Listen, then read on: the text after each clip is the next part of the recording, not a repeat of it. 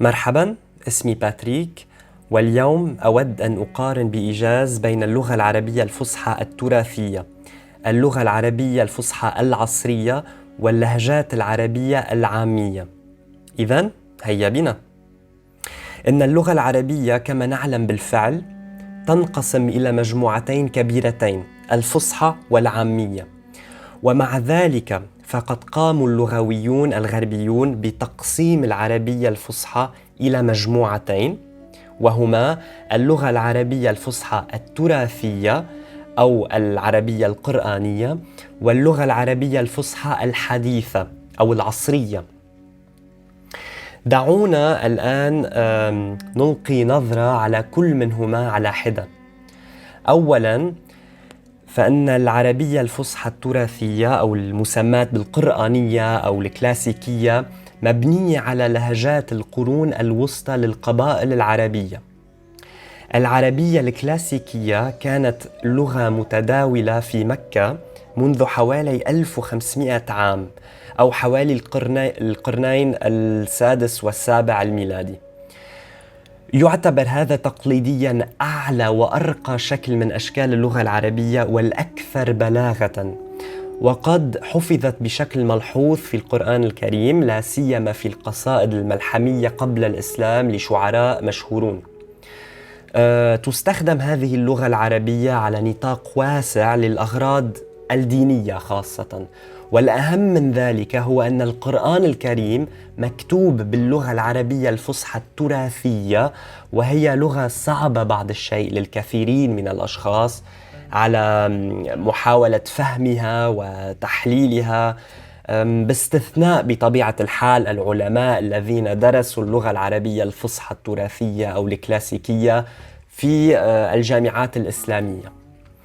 في القرنين الذين أعقبا نزول القرآن سعى علماء اللغة إلى تنظيم اللغة العربية، وقد استخدموا العربية القرآنية كدليل أو مرجع لهم نظراً لأهميتها. من الواضح أن هذا النوع من اللغة العربية يصعب فهمه بالنسبة لأولئك الذين لم يدرسوا النصوص القديمة على الإطلاق، لكنهم ما زالوا مفهومين إلى حد معين.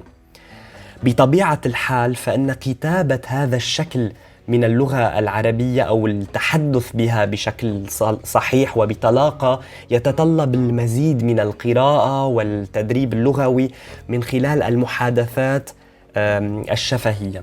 اللغة العربية الفصحى الحديثة أو العصرية تعتبر أيضا من الفصحى العربية، ولكنها صيغة تم تخفيفها وتسهيلها إلى حد كبير لتشمل الاستخدامات الحديثة، وبالتالي فهي مفهومة على نطاق واسع حتى للأفراد الأميين. هذا ما قد تجده في نشرات الأخبار في البلدان العربية مثلا، في الصحف، وكذلك في الأدب والشعر الحديث. تم التخلي عن العديد من الاستخدامات القديمة المفيدة، وبالتالي أصبحت المرونة العالية والقدرة على المناورة لغوياً أضعف. يجدر الذكر بأن للفصحى العصرية كلمات مؤلفة من جذور عربية مثل كلمات سيارة أو باخرة، أو كلمات مستعارة من اللغات الأوروبية مثل ورشة عمل من كلمة workshop في الإنجليزية، أو إنترنت لوصف الحياة الصناعية وما بعد الصناعية.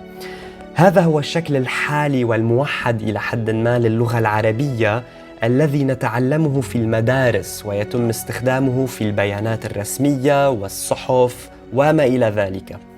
لا ننسى أن اللغة العربية الفصحى متطابقة في جميع البلدان الناطقة باللغة العربية، باستثناء بعض الكلمات والمصطلحات في الإدارات والمجالات القانونية التي قد تختلف إلى حد ما من دولة إلى أخرى.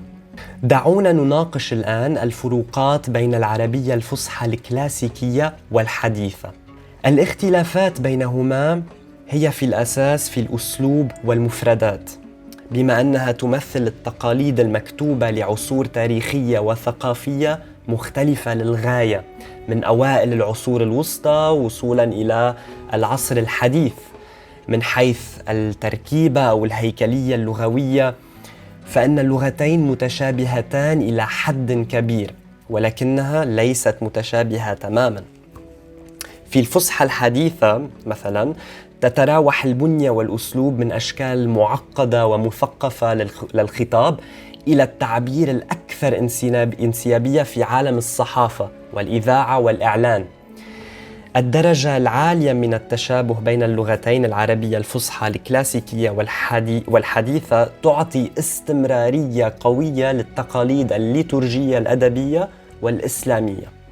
يجب أن لا يجد طالب اللغة العربية الفصحى الحديثة أن قواعد اللغة العربية الفصحى الكلاسيكية والقرآنية غير مألوفة، بل يجب أن يجد بعض المعايير مثلا بنية الجملة والإلقاء والعبارات الشائعة الاستخدام والأسلوب وما إلى ذلك، التي عفى عليها الزمن مع مرور الوقت.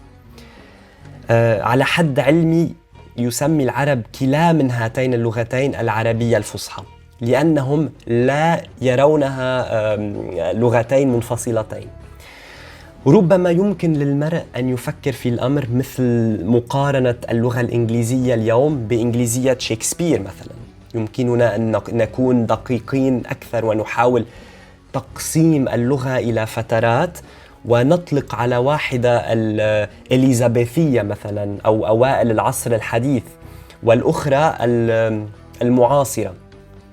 ولكن في نهاية المطاف نعتبر اللغة الإنجليزية في القرن 21 والإنجليزية الشكسبيرية نوعان مختلفان من نفس اللغة الإنجليزية الحديثة. بالطبع تشكل لغة شكسبير تحدياً للناطقين باللغة الإنجليزية لقراءتها إذا لم يكونوا مستعدين لها. إنهم بحاجة إلى معرفة الكثير من الكلمات القديمة وأسلوب خاص لم يعد مستخدماً في يومنا هذا. وبالمثل لا ينبغي لمحدثي اللغة العربية الفصحى الحديثة أن يتوقعوا أن يتمكنوا من فهم القرآن أو أي عمل آخر من الفترة الكلاسيكية بسهولة تامة.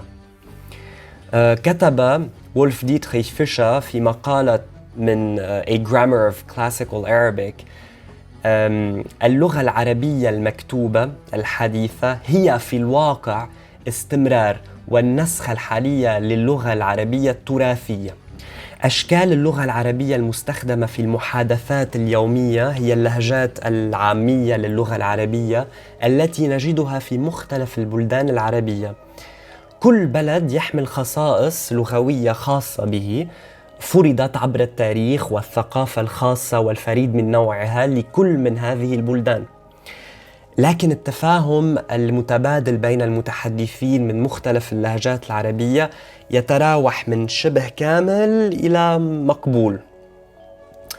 مع انتشار الإسلام بين الشعوب غير العربية مثلا المصريين القدامى والفينيقيين والكنعانيين إلى آخره، بدأت كل مجموعة في تكييف اللغة العربية وفقاً لذوقهم ووفقاً للغة التي كانوا يتحدثون بها قبل العربية. لهذا السبب ستجدون لهجة مختلفة في كل بلد يتحدث اللغة العربية كلغة رسمية.